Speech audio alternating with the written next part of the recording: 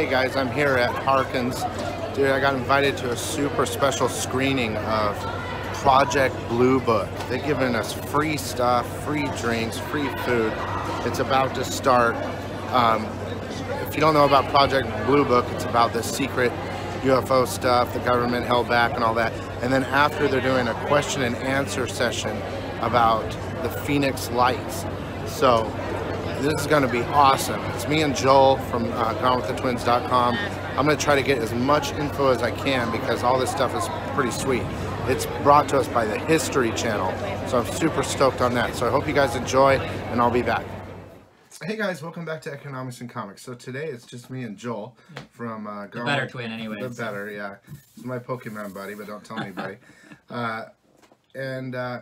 We just got back from, of course he's with GoneWithTheTwins.com. They asked them to do a review on an upcoming TV show from the History Channel called Project Blue Book. Now this is kind of out of the ordinary, wouldn't you say? Yeah, very much so. We typically only do film reviews, so getting a chance to preview a TV show like this is pretty interesting.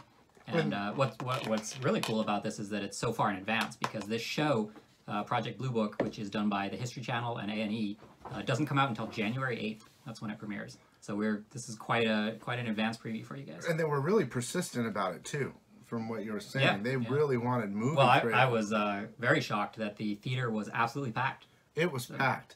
These were adults. They were pretty well off from what I was hearing in the theater. There was a lot of famous UFO people there. MUFON was there. So what we saw was the 45-minute kind of pilot, episode 1, and then afterwards they did about a 20-minute Q&A with 4 kind of Dr. Lynn, experts in the field. Yeah, so the 4 were Dr. Lynn Katai, Dr. Sky, Stacy Wright, and Alejandro Rojas. Now, Dr.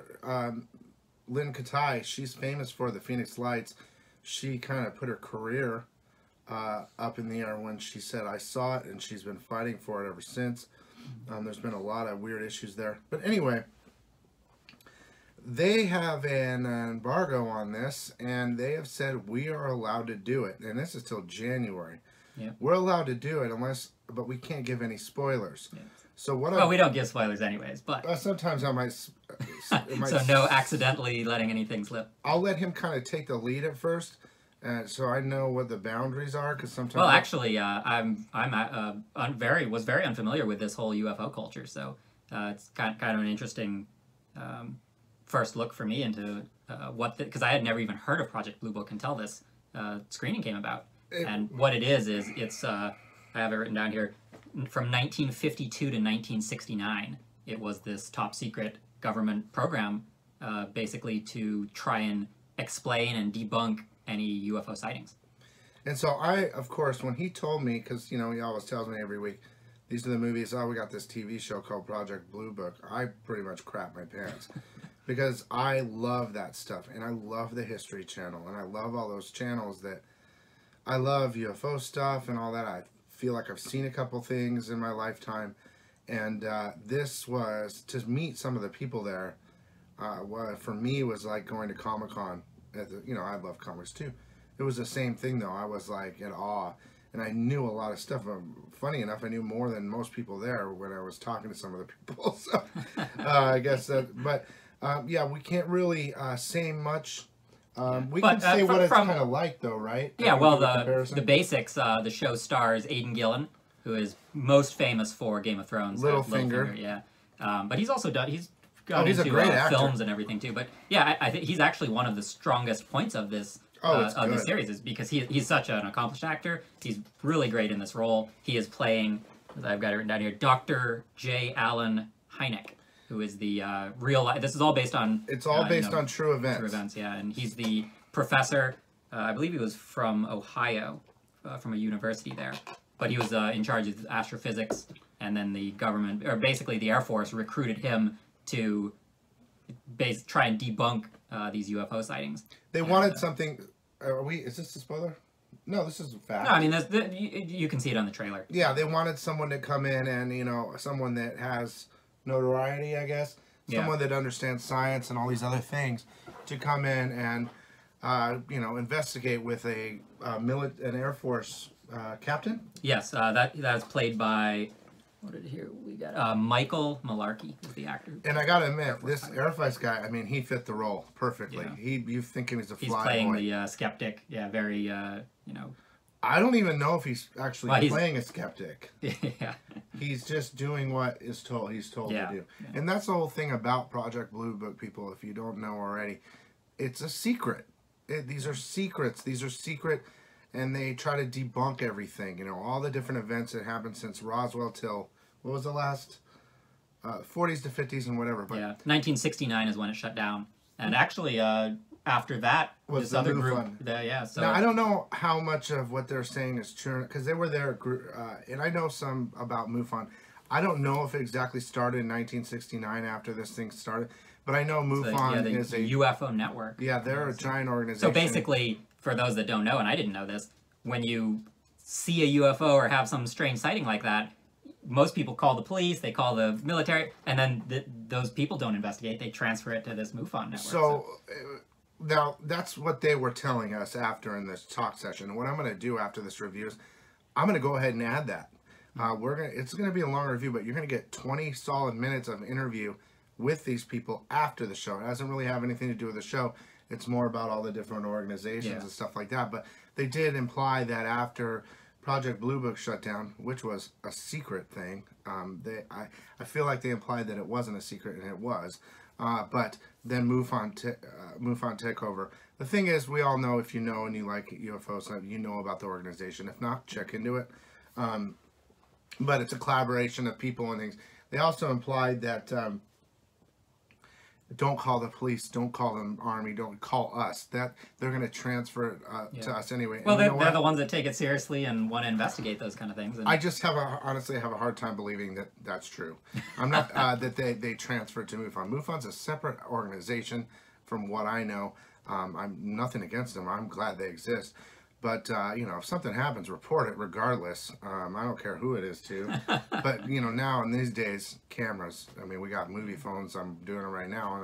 And, So, but who was the director? The director of Forrest Gump? Producer, Robert Zemeckis is involved in this. So, and, seeing this first episode, they've really spared no expense. It is a very elaborately well done. It's so good. Production value is through the roof.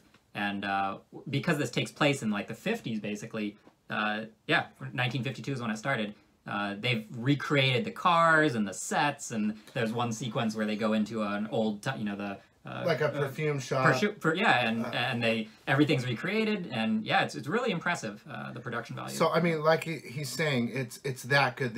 People did Forrest Gump, they did Back to the Future. So if you ever watch this movie and you see, and they go back to the old days, how everything's set on set is perfectly, it's gorgeous. I mean, it's and the best way I can compare it is that type of production where they spent a lot of money to make everything look right, and X-Files, boom. But it's Project Blue Book. It'll probably be difficult to avoid comparisons to X-Files, and of course X-Files is so successful and popular that that's true. X-Files is probably based on it. I'm sure they don't mind the comparison, but obviously we've only seen the first episode. But I'm actually kind of hoping they stray a little bit further away from X-Files and kind of try and find their own identity. It will be hard, but X-Files is all case files, it's and whether they're real or not, it's a TV show, but. This is brought to you by the History Channel. Yeah. So, and they're basing it on the declassified Project Blue Book stories. So, and they're recreating them and they're spending no expense. They're sparing no expense. It's very well done. And I'm really excited about it. I've been waiting for something like this. Well, you got to wait till January. Yeah, it's coming out in January, but they've picked the right actors, the right production company, and they're spending probably a lot of money on this, and that's probably why they want us not to give any spoilers.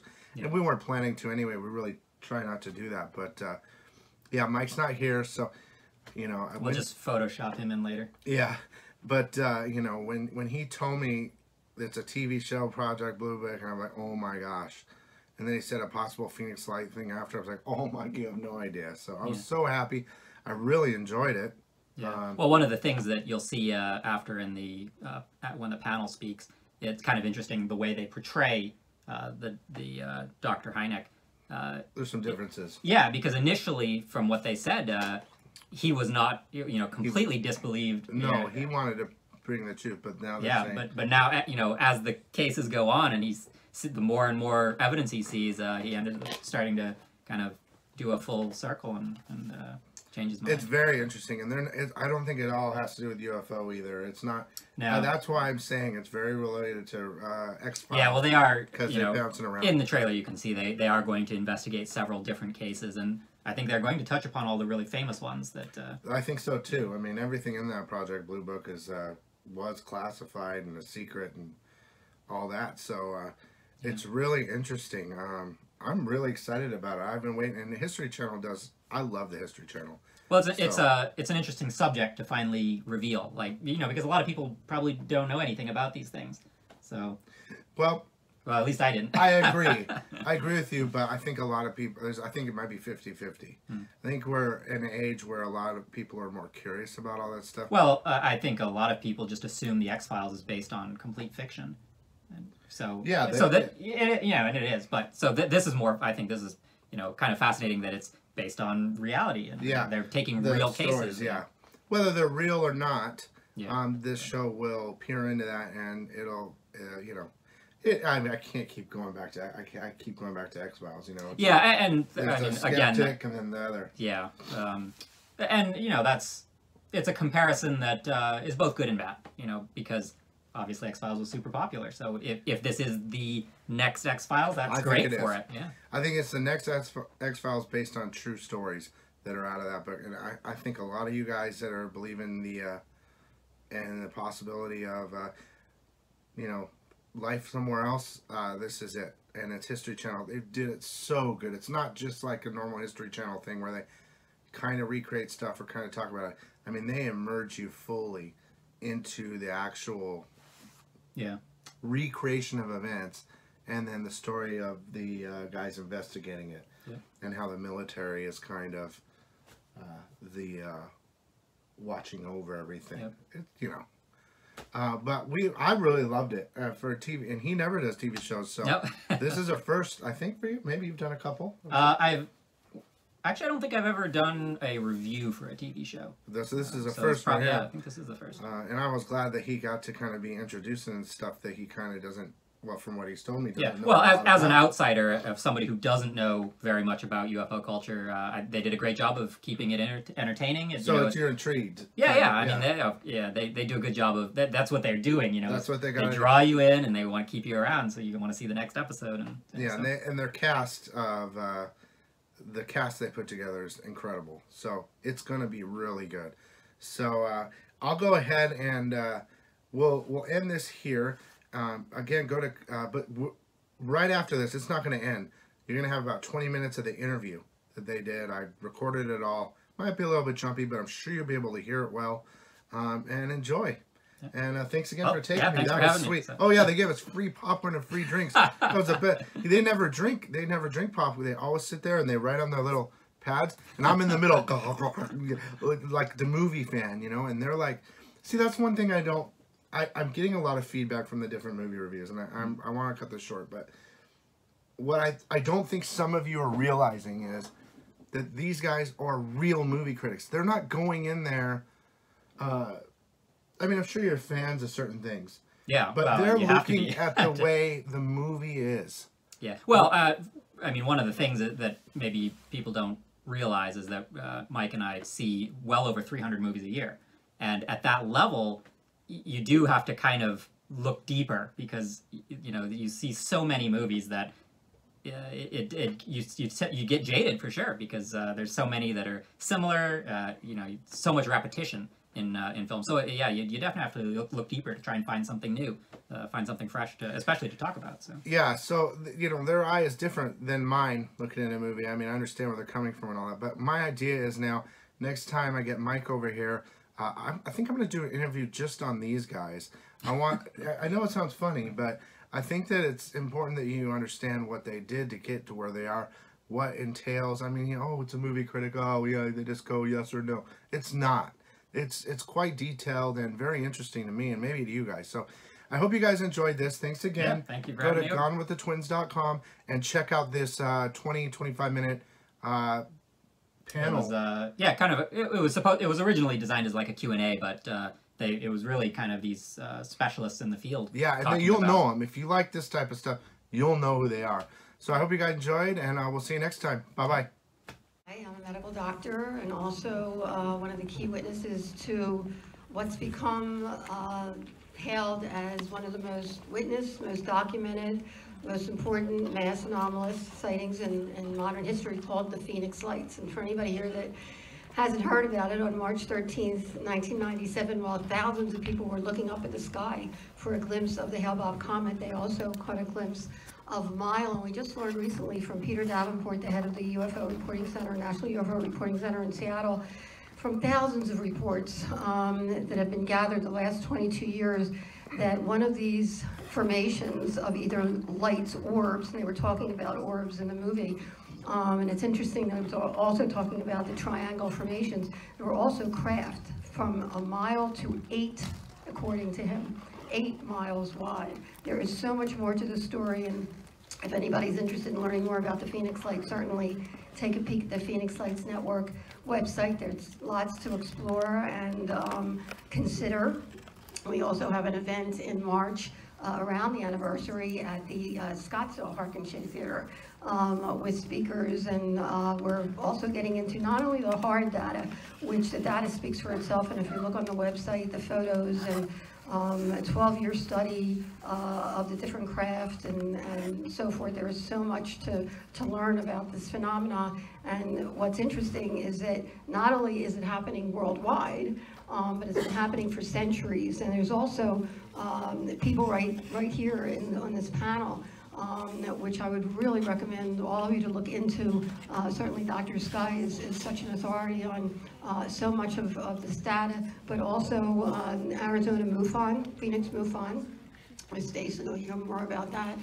They have amazing speakers once a month that come into town, and it's just so interesting. MUFON, Mutual UFO Network, and certainly Alejandro with Open Minds, and also Karen Bard, who is also here, who is hosting the International UFO Congress next September, which is very exciting.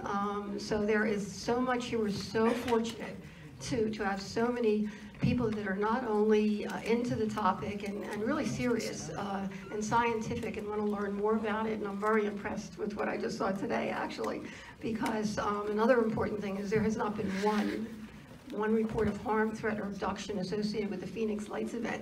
We're going to be talking about more of that in March, about how it affected people at a very deep level, as you can learn today, which I was really thrilled that they're getting into that side of it, because it's very important. It's been happening since human documentation began. So. Thank you, Jeff and Dr. Lynn and everyone else that's a panelist here. You know, folks, it's impressive. Thank you for inviting me. As a science journalist here and around the country, you probably recognize me from coast to coast as a regular correspondent with George Noory. And I appreciate everybody's open mind here tonight, because wow, give yourself a nice round of applause, because look, a packed house on a subject that for many people for so long they would think UFOs, just like we saw. And from what I'm seeing, Jeff, I mean, just an outstanding production, something that I'm sure is gonna, you know, knock the socks off in the ratings, because it's bringing about so much of an open mind and understanding about something. And not to take a lot of time here, the other panelists have so much to say too, but at the end of this program, I'd like to reveal something from the astronomical world that I think relates so much to a recent discovery about an asteroid body that's never been seen before, coming from an another star system. And I'll share that later on, because that's really amazing. The object's called Oumuamua, hard to pronounce name. It's an asteroid that was discovered by a good friend of mine, Dr. Wyrick, at one of the big Hawaiian telescopes back in October, and we spent time interviewing him.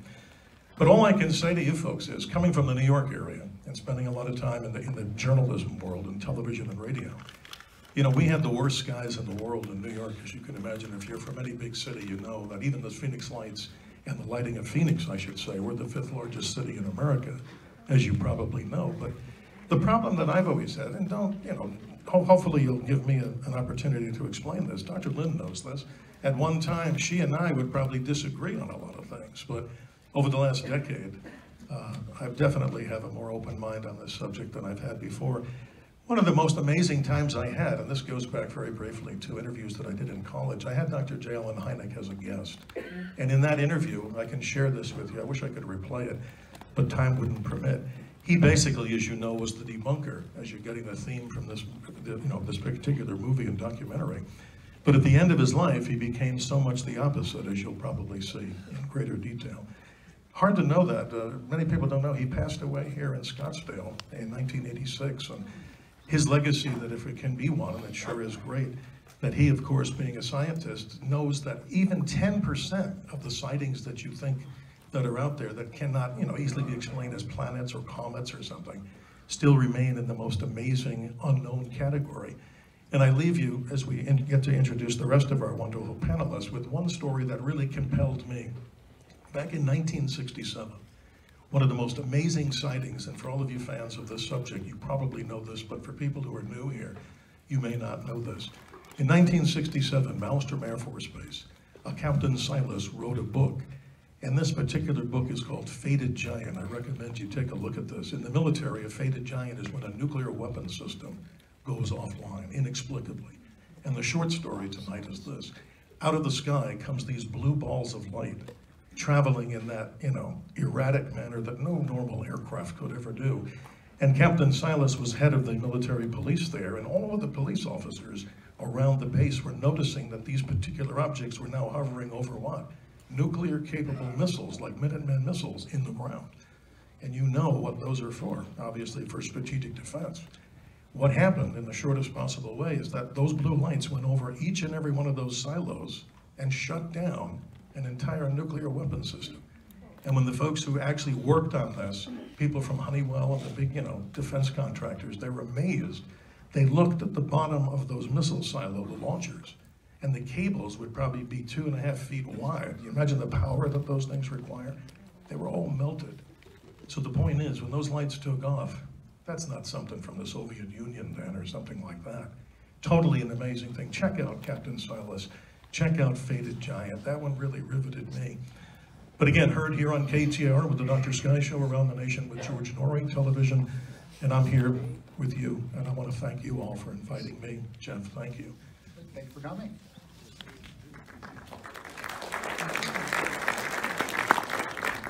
My name is Stacy Wright, and I'm here representing the Mutual UFO Network. So I am co-director of Phoenix MUFON, which is the local chapter here. I'm also the Assistant State Director for Arizona MUFON, so the whole state. If you're not familiar with MUFON, again, it's the Mutual UFO Network, and we are the folks that took over when Project Blue Book shut down in 1969.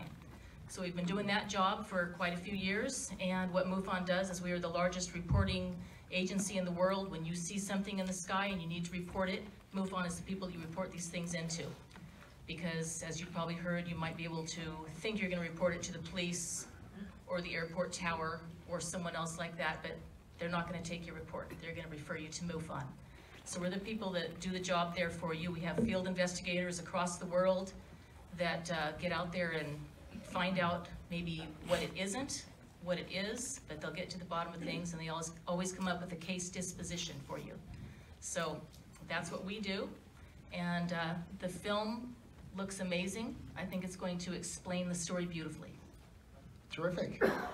All right, my name is Alejandro Rojas. I used to be a MUFON field investigator, and for a period of time I also was the head of PR for the Mutual UFO Network. So it's a great organization.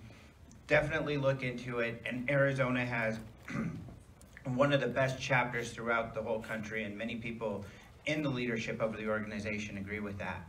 But I am a writer, so I do a lot of science writing, like Dr. Sky. I've written for Huffington Post. I currently write a lot for a website called Den of Geek.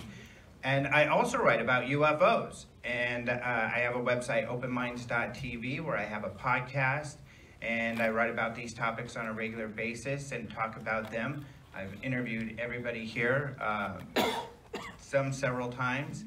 And I'm the MC for the UFO Congress, which is really important. It's the largest UFO research gathering, and it's held right here in Phoenix. The next one's going to be downtown at the Sheraton in September. UFOcongress.com is where you can check that out. But as you can see, I've got my Hynek t-shirt that I got before the television show was going to come out, because I'm a huge fan of Hynek. Ryan Sprague is, by the way, the person who sells these. And I've written about him for decades because his story is so important. Now, some of the details that we've seen here have been shifted around. For example, the Air Force did come up with the term UFO, but it was Colonel Ruppelt who was in charge of the Air Force who actually coined that phrase, not Hynek. And Hynek actually began investigating with them in 1947, even though he said UFOs, the whole idea was utterly ridiculous. Those were his words. Later on, he became the first real civilian investigator of UFOs because he totally changed his tune and believed that this was a real mystery. So I'm excited about the topic, and I was excited to see the show today, and I'm so excited. The next episode, the Flatwoods Monster, is what that case is known as. And I won't ruin it for you, but it's an extremely incredible experience that these kids and their teacher had, and so this ought to be great. Terrific, terrific. So, Dr. Hynek, he also, I believe he may have coined the phrase close encounters, or that was part of the Project Blue Book? That's right. correct. So that's where that comes from. And we can hand this to any of the panelists. Where does he stand for you in the history of UFO investigation? Well, I would think just simply this. I mean, here's a man who was a legend way before his time. And imagine trying to fight, like today, if you're talking about climate change and whatever your opinion is, you know, you have so many people that at that point in time were just so much against it. Because one thing that has to be made very clear here, and I know Alejandro and our panelists would certainly agree, is that at that time, this whole subject of UFOs was supposed to be about what was happening. Was the United States' national security at risk here? And obviously, no matter what these objects are, whether they're 10% that are unexplained or 50%, I just think he'll go down as somebody now with this particular great program that you're presenting tonight as a whole new light on him. And I hope the young students get to see this, because we need to have, right, Alejandro, open minds about this entire topic. Exactly. And Hynek, interesting enough, did not have that much of an open mind when he went into this, unlike the television show showed. I mean, in this case, they're trying to portray him as the person with the open mind, but it was the evidence that brought him to it. And he's extremely important, because what happened essentially is they would call him, they would put him in front of the media and say, okay, explain this UFO sighting that just occurred, like the one that we saw here. He would try to come up with something. At the beginning, he wasn't too opposed to just say, well, it could have been a weather balloon, it could have been this. In fact, he was famous for one incident saying it could be swamp gas. And the media, and in fact, Senator Gerald Ford, who was the senator for Michigan at the time, didn't like that. In fact, Ford called for hearings in Congress for UFOs over this whole situation. But Hynek is important because, as you see throughout the world, when governments investigate this topic, like Hynek did, they often enter skeptical, but they leave believing that there's a real phenomena. And you see this over and over again. In fact, in December, we just found out that the government had a secret program running from 2007 that runs until this day. The gentleman who ran that program was the same. He said he went into it skeptical. You know, he was working anti-terrorism his whole life, but he left believing this is a true phenomenon, and now that he's retired, he's out there trying to push to get people to understand this phenomenon more than they have in the past. So yeah, Hynek was extremely important, and he's someone we definitely can't forget, and that's why this program is so important. You know, absolutely. One of the other things that's really interesting is that he came forward in '85, shortly before he passed, and admitted, actually, I think if you look on YouTube, you might be able to find his interview, where he admits that he was told to debunk most sightings, and the ones that were really questionable to push under the rug. And it's interesting, Project Blue Book closed in 1969 with the announcement from the government that UFOs were not a threat to national security. Well, how did they know that if they weren't studying it, number one? And shortly after that, Alan Hynek actually started the Center for UFO Studies in Chicago, which is also interesting because, as Alejandro mentions, it came full circle. It's also interesting that other countries for decades, and we're talking Russia and India and UK and Belgium, which is a model because when they had their sightings in the 90s, they were very similar to the Phoenix Lights, by the way. Actually joined forces with civilians and military and university and scientists to get to the bottom of it. They spoke about the Foo Fighters during the war, very similar to the Phoenix Lights. In fact, I was told by Haynes, who studied pilot sightings, that these orbs were flying around aircraft during World War II, and each side thought the other side had the spy technology, and it wasn't until after the war that everybody found out that nobody did, and they didn't. It was just a big question mark. And most countries are much more open than we are here in the United States as these things being otherworldly. Even our own governor, Fife Symington, came forward 10 years after the mass sighting to bravely disclose that he actually saw one of the craft, and as an awarded military pilot, it definitely wasn't flares, and that it was otherworldly. And one other thing, J. Allen Hynek, and one quote that he made that I thought was really, really poignant. He said, in science, things happen in stages. The first stage is complete disbelief. The second stage is, well, it might be so. And the third and last stage is, I knew it all the time.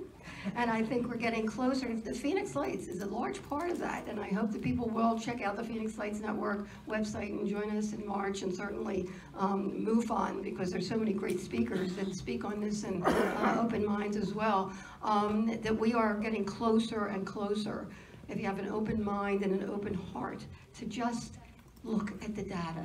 It speaks for itself. And J. Allen Hynek did that. So, Stacy, question for you. So Aidan Gillen, who plays Dr. Hynek, he said that this movie is not science fiction, it's science fact, which I can't coin that phrase because he already did, but I think that's terrific. Are there certain facts that are more resonant for people, either a photo or a video of a UFO, or a first-person encounter retelling their story? Well, what do people most likely believe? Well, people are going to believe what they want to believe. And I think that a lot of the sightings that happen to people are happening to them specifically. It doesn't mean it has to be a mass sighting for it to be real. A lot of these people are seeing something. They might be even with a group of people, maybe say there's 10 people there, one person saw this clearly. There's no doubt in their mind what they saw. The rest of the group did not see it. So we've come to believe that some of these sightings are personal to people. Some people are getting messages from this. Some people are, there are some people that will be a little scared of things because it's the unknown, so it's a little bit scary. A lot of people are feeling a feeling of peace and ease and comfort over this. They're not scared of it. So it's a little bit personal to everyone, and there's just a myriad of sightings out there. What Dr. Hynek did is when he formed the Center for UFO Studies, he was receiving a lot of research. He was researching it himself, but there were no field investigators. That's where MUFON took over, because that's what MUFON does, is we investigate. So there was a lot of data out there, a lot of research, but nothing was being investigated. So we took over on that part. Oh, that's terrific. How many people in MUFON? There's currently a little over 4,000 members right now. Wow. It's a worldwide organization. That is something. Alejandro, question for you. Is Arizona special in a way in terms of UFO sightings, in terms of, I don't know, we get plenty of sunshine, or are there other factors? No, definitely. One thing that we do yearly, and we'll be doing it again coming up here, is taking all of MUFON's data that we have and then stacking up the states to see how many sightings there are per state. And one important thing that we do is we match that up against population, because what we see is there are more sightings where there are more people, but when you match that up per person, you see where are the real hot spots. And Arizona is definitely a hot spot. It's always in the top 5, usually towards the top. But the Southwest is. Now, that could be because we're outside more, because of the weather. Also, we have clearer skies. And the Southwest is full of bases, you know, military bases. So there's all of those possibilities. But then again, there's the Phoenix Lights and a number of very mysterious cases that happen. In fact, you know, Phoenix MUFON, or Arizona MUFON, has one of the best directors of investigation also. And he really tries to figure out, you know, the mundane answer for what these sightings might be. However, still they have, you know, an average of around 5% of sightings that can't be explained after thorough investigation, you know. So that amounts to, when you're talking about hundreds or nearly thousands of sightings per year, you know, dozens, if not hundreds of sightings that go unexplained. And so it's a big number. Jeff, I just wanted to jump in on something. What Alejandro was saying is awesome. Even if there's 5 or 10% of the sightings that you can't explain, what we do as a company, and through public education, a lot of it pro bono to schools and children and adults like us here, is to learn the night sky. I mean, the simplest thing is, if you see something in the west and you understand the planetary alignment, the stars, it's something that you go out with a lot of help. And now with everybody's iPhone or whatever phone you have, Android, you have all this, you know, data with your sky. But I promised everybody something, and if time runs out, I'll be very brief. Here's something from the realm of astronomy that's really fascinating, in addition to what we're hearing tonight. Last year, October 17th, Dr. Robert Wyrick, in Hawaii, the Haleakala Observatory, one of the big telescopes that sits on top of that beautiful volcano, he was observing late at night, taking imaging and looking for some new planetary objects in the solar system. What he found was amazing. It's the first time, ladies and gentlemen, this is really blows my mind, the first interstellar asteroid body. In other words, asteroids between Mars and Jupiter, we know they stay within the sun. Here's one that allegedly comes from the star system, maybe Vega, 27 light years away. They noticed that the orbit comes in like a comet, high speed, very high speed, 180,000 miles an hour, and it comes in a hyperbolic orbit, very quick. The sun's gravity pulls it in. I'll skip the physics, but here's the bottom line. As it was removing itself or leaving the solar system, this is when he discovered the object. Tiny object, but wait, maybe 500, 1,000 feet wide by about 80 feet thick. So what does that tell you? So imaging, the Goldstone telescope, the radar, imaged it and found that it looks very much like a, well, if you remember some of the Star Trek episodes with the whales, you know, that alien craft, who knows? But here's the interesting part from astronomy, and this blows my mind.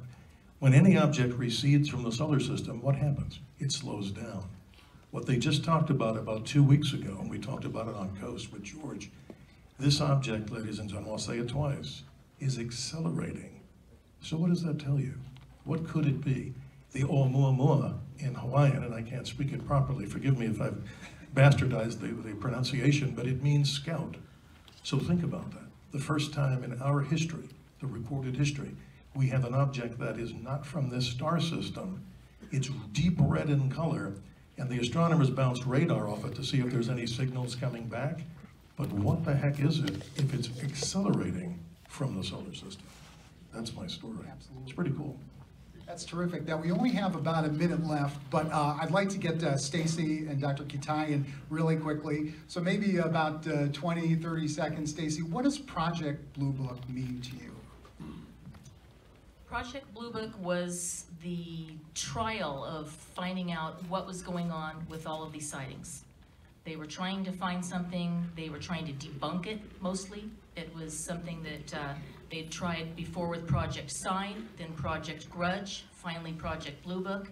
They were just once again trying to debunk everything and make it so that the public was misinformed or disinformed on what was really going on. Yeah, it was the only public study that we knew about.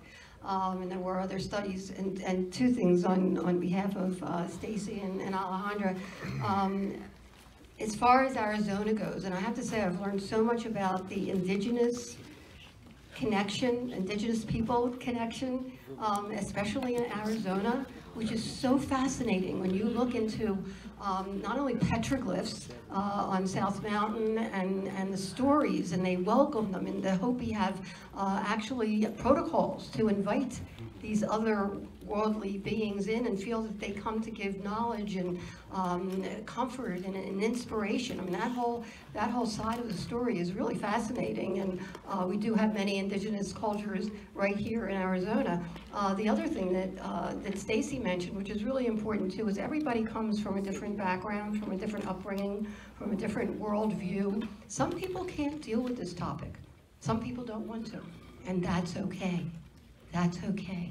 Everyone in their own time. But now we have wonderful people here, Dr. Sky and MUFON and Open Minds and International UFO Congress right here. We're so lucky, and the Phoenix Lights, I hope you'll join us in March at the Scottsdale Harkin Shea Theater.